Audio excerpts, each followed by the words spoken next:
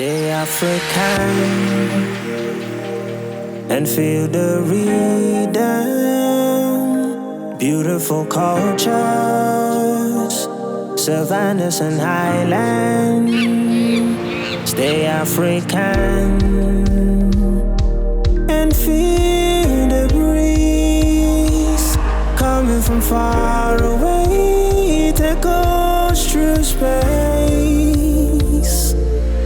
There is beauty deep inside. Oh, the charm, the grace and poise. Feel the earth, it trembles on an African woman. I know it's a part of me. Breathtaking views and the fact that we believe we are the cradle of humankind. Stay African. Stay African. Stay African. Stay African. Stay African. Stay African. Stay African. Igbo na-asụ n'olu mana ha kwa ụkwara ọ bụrụ ofu omenala ndị dịrị ha. Taa Isimbido nọ n'iro maka ihe omume akpọrọ Miss Tourism Africa, ebe ndị obodo niile dị na Africa na-agbakọnye ma Nigeria, ma Ghana, ma Zambia na ndị ọzọ. Ịma na ọ bụ otu n'ime omenala ndị Igbo. Ka ka ga-esi wee hụ ha ụbọchị nke taa, maka nwa agbọghọ si agba egwu, maka o si achị ọchị, maka o si azara ọnụ ya, maka o si aza azịza, ka ọ bụ ka o si eme ngara. Ọ bụ ihe ndị a ka a ga-ele anya n'ụbọchị nke taa, wee nwunye onye a ga-ekpunye ọgbụ n'isi. Kedu onye nke ị na-atụnyere Nigeria ka ị na-atụnyere mba ọzọ? Ncheta na aha m bụ Adachukwu Ọradụwanya, Ada Igbo n'Isimbido TV. Sonyela anyị dịka anyị na-aba n'ime ịmata onye a ga-etunye okwu a n'isi n'ụbọchị nke taa. And feel the rhythm. Beautiful cultures, savannas and highlands. Stay African and feel the breeze coming from far away. Take us through space. There is beauty deep inside. Oh, the charm, the grace and poise. Feel the earth, it trembles on an African woman. Ka ihe mere ndị isi ojii ha ji wee pụọ iche na ebe obodo ndị ọzọ nọ? Ndị isi ojii pụrụ iche maka na anyị nwere ume nke ndị bekee na-akpọ strength. We are very energetic. Another thing mana akwụkwọ ndị isi ojii na-ama ezigbo mma. Ọsọkwa gị mee isi, ọsọkwa gị kpọọ isi gị, ụtọ ọbụla ịdị nnọọ, anyị na-ama nnọọ, and Chineke na just nnọọ ka anyị special, so that is it. Etu isi wee kpọọ isi na na-ebuke ka amụma. Africa wo anyị bụ ndị anyị call us blacks, a na-akpọ anyị blacks. Anyị nwere nnukwu obi. Africans nwere nnukwu obi. Anyị machara mma ifu ndị Kenya, ifu ndị Nigeria n'obodo Nigeria, anyị machara mma. So amongst other people, other continents, Africa dịcha mma ka m gwa gị eziokwu. Ndị anyị nwere ihe ọma, natural causes, natural nature. We have peace, we have life, we have the beautiful land. Ebe niile dị mma. We have the beautiful people that make our lives better. Mana. We cannot forget the fact that Africa has suffered enough, and it's time for us to enjoy all we deserve.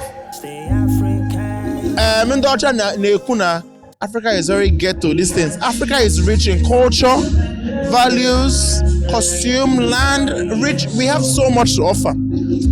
Chefoko. We find I the full of Omuelma. Abraham Abidon identify as a cat, identify as a lion. I had a mere body or the Neguna. Sha. Omuma. What up? I believe so chuku of mom.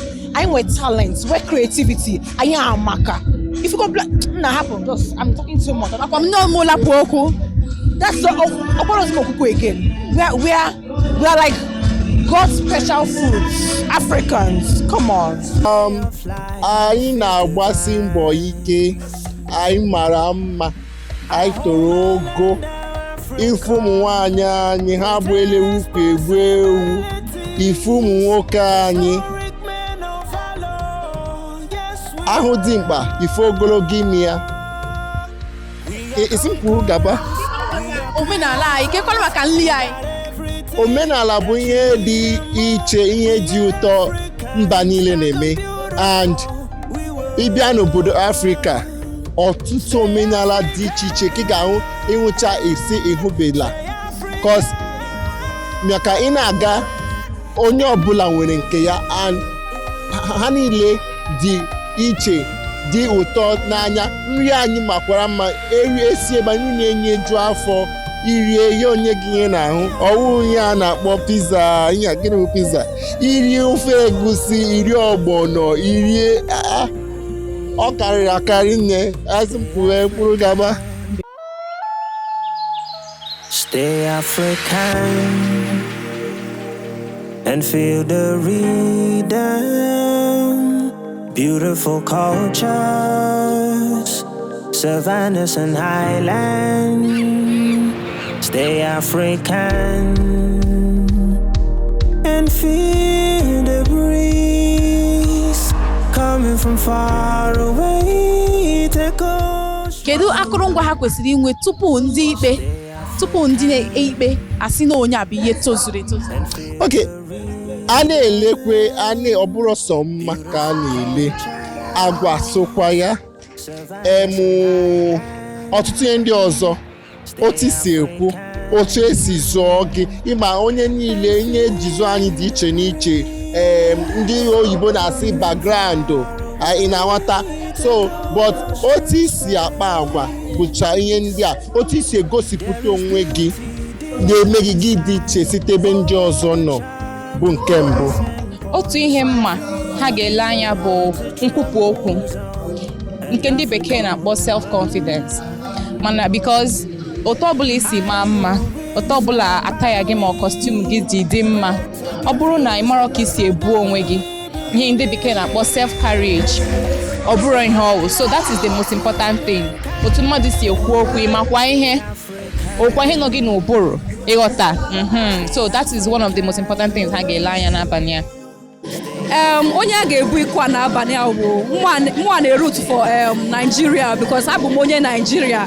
So ndị different countries ha mara mma but mwa na-root for Nigeria. Achọrọ m ka Nigeria bụ iko na-abe ya tata.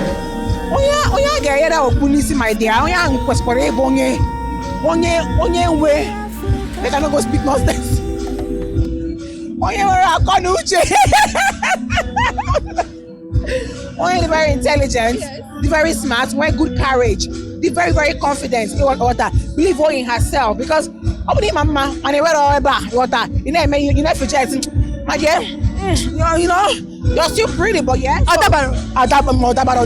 It's the full package. I feel like all those should be in consideration. I suppose ka ndị nwoke na ndị nwanyị na-eme their work, their answers to questions, otu anyị na Zaifa Drufa na the way they carry themselves. Imana, hey, I'm not even going to but charisma is everything in when it comes to pageantry, as well as smartness. So I've already been inside and I came out. There are a few good winners there. So the judges have things to look, culture, the way they carry themselves, the way they answer the questions, the walk, and how they carry Africa in their head. And feel the breeze coming from far away, take us through space. There is beauty deep inside, oh, the charm, the grace and poise. Feel the earth, it trembles on an African. sị na ihe ọbụla nwere mbido nwere njedebe. Ụbọchị taa ya bịago n'isi njedebe maka Miss Tourism Africa. Ị nwetakwara onwe gị maka na m onwe m nwetara onwe m. A sị na onye ọbụla nwere ebe obi, a sị na onye ọbụla ya bisi ebe obi ike maka na ebe onye bi ka ọ na-awachi. Cheta na aha mbụ Ada Chukwu Adịwanya, Ada Igbo n'isi Isimbido TV. Ka ọ dị mgbe ọzọ anyị ga-afụkwa. Ndewo. Stay African and feel the rhythm. Beautiful cultures, savannas and highlands. Stay African and feel the breeze coming from far away. Take us through space. There is beauty deep inside. Oh, the charm, the grace and poise. Feel the earth, it trembles on an African woman.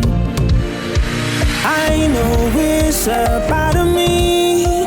Breathtaking views and the fact that we believe we are the cradle of humankind. Stay African.